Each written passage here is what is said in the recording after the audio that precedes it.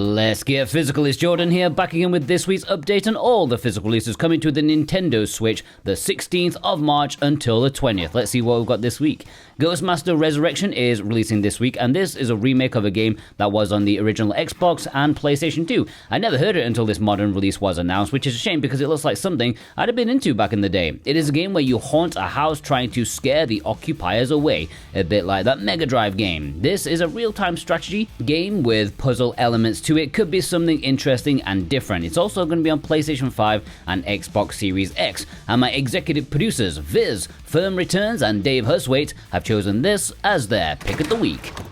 Voidwrought is releasing this week in both the standard and collector's edition. This is a really nice looking Metroidvania. It's Hollow Knight with a Hades art style, but it stands out nicely as its own thing. There are 50 relics to equip in order to customize your playstyle as you expand your followers in a cult-like thing to unlock new abilities and treasure. It's got very good reviews, and Metroidvania fans have probably already pre-ordered it. It's also going to be available on PlayStation 5.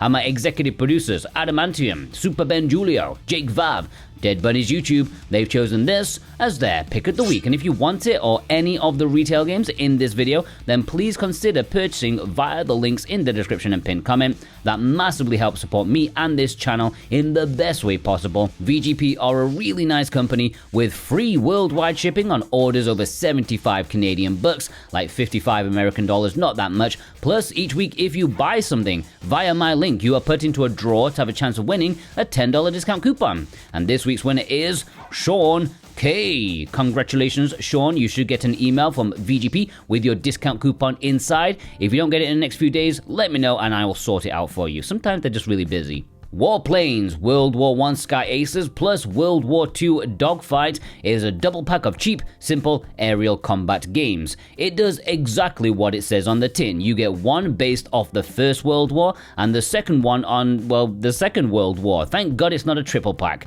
More arcadey than simulation. These are actually free-to-play games on PC, so I don't know how that works in terms of like revenue, but hopefully these console releases don't have any content blocks or anything like that. Reviews are okay. Just don't expect anything super interesting. It's also going to be on PlayStation 5, and my executive producer, Nerdy Sean, has chosen this as his pick of the week. Iron Fury Double Shot Edition is releasing in Europe this week, and this is a cool one. The original base game released like half a decade ago at this point on Switch, but this Double Shot Edition is better. It has the original game plus the Aftershock DLC, which adds new levels, new weapons, alternative takes on the original levels, new difficulty, and a new soundtrack.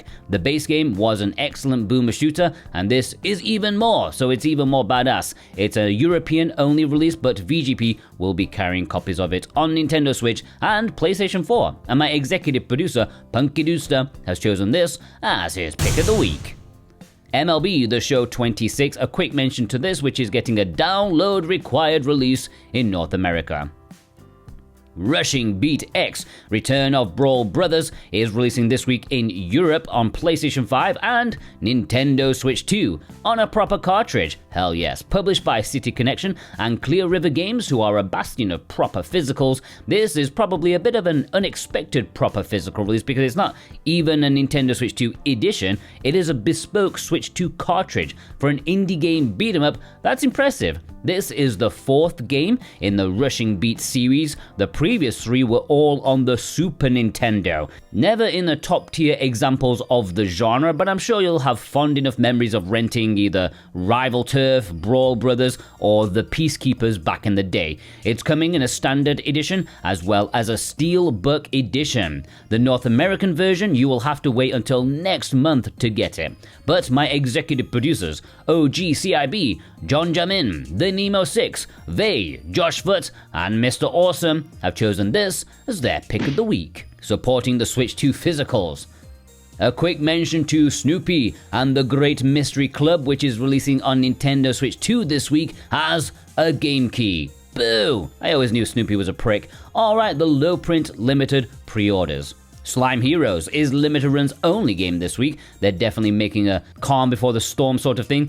because the week after is going to be one of their most hotly anticipated titles. But that's for next week, okay? This week it is Slime Heroes. Why are slimes so popular? You wouldn't want one in real life.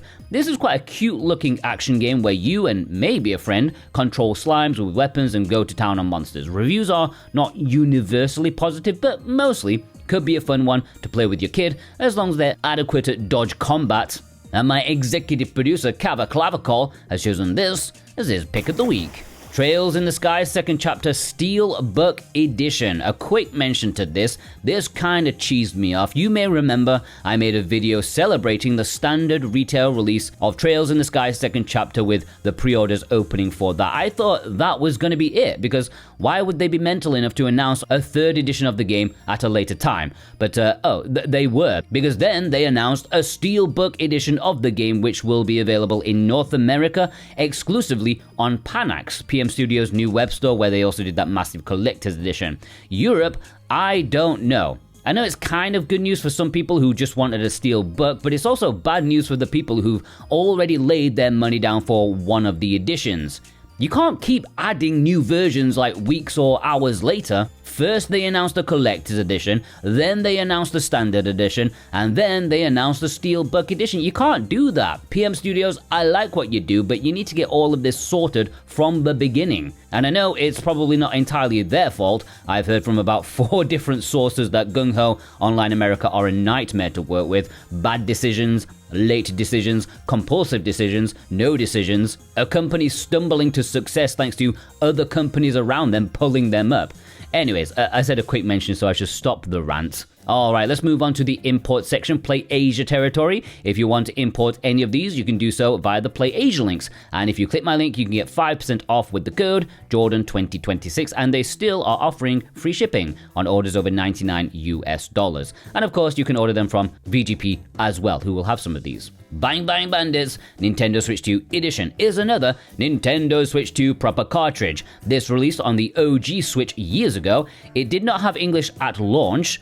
I think it got an update later, but this Nintendo Switch 2 import exclusive will have English, and this is a cute little gallery shooter, something that's missing from modern gaming, as we try our best to ignore the House of the Dead remakes. It's cute, it's colorful, it's for kids, and this Nintendo Switch 2 edition will offer improved performance and visuals, and it looks kinda nice. I am very tempted by it. And my executive producers Jeddah Crow and Brent McLean have chosen this as their pick of the week. Virtual Ties Isekaijoucho Musoukyoku is an import-exclusive visual novel, and it's from Entagram, which means a few things. 1. It's a bloody miracle it has English. Maybe the success of that Nurse game double pack spurred them on to make sure like brand new releases would try English too. Secondly, it's probably a shallow fan service game because most of their, like 99% of their games are. And thirdly, well, I don't know, I thought I had more than 2 things to say, but I don't. Anyways, not much is known about the game as of now, but my executive producers are excited for some Entagram fan service. Cartoon Soren, Dave Horworth, Kevin W, and Jimmy A. Guerrero have chosen this as their pick of the week. Cat's Escape Special Collection is releasing in Japan this week, and I'm going to break it to you as gently as I possibly can. I am afraid to tell you, it does not have English. I know, broken hearts everywhere. A 5-pack of games.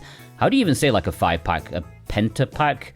Nah, that sounds like something you jab into your leg in a zombie apocalypse game. Anyways, these games may not have English, but they are probably playable without it. I mean, they are puzzle games, simple ones that involve cats. What more do you need aside from English? But my executive producers, they don't care about English, they just care about cats. Instacritic, D's Nuts, Saw a Cat, and Surfacing for Air have chosen this as their pick of the week.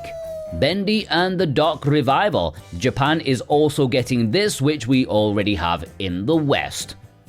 Alright, before we get into the community spotlight, if you are new here, then do yourself a favor, hit that subscribe button. It will be the best thing you do today. I'm almost at 35,000 in March. That's nuts. That's way faster than I ever expected, but you know, I still want to grow. I want to get to 40k before the end of this year, so please subscribe if you're not already. Alright, the community spotlight. Vei, my man in Japan, sent in this photo picking up City Hunter, the earlier release over there. I still can't believe Red Art Games delayed theirs until September. That is a huge delay, and I don't know why. Don Diavolo sent in this photo picking up an early copy of Rushing Beat, and there's me still waiting for the PR company to send me a review code for it. Shlomo sent in this photo showing off the enlargement in collector's editions between the two releases. Personally, I prefer a smaller one. We only have so much shelf space. Shiggy sent in this photo with this import game. According to him, this double pack of games, one of them does have English. It was added as an update. I cannot personally verify that myself, but it is something to keep in mind. Cartoon Soren sent in this photo with AK Axolotl. I have no idea how they want me to say that, but it is a European exclusive physical release, as with pretty much every Tsura Games release. G Bautista 100 sent in this photo, very heavy on the visual novels. I know it is weird to say, but I think VNs might be the most populous genre on the Switch. Maybe not popular, but populous. Just the sheer numbers is crazy. These Nuts showed off his acquisition, the Fantasy Tavern Trilogy, the first print edition, which comes with the cards. The first print edition is completely sold out at Play Asia, but Video Games Plus still have copies if you want these cards and that cover sleeve.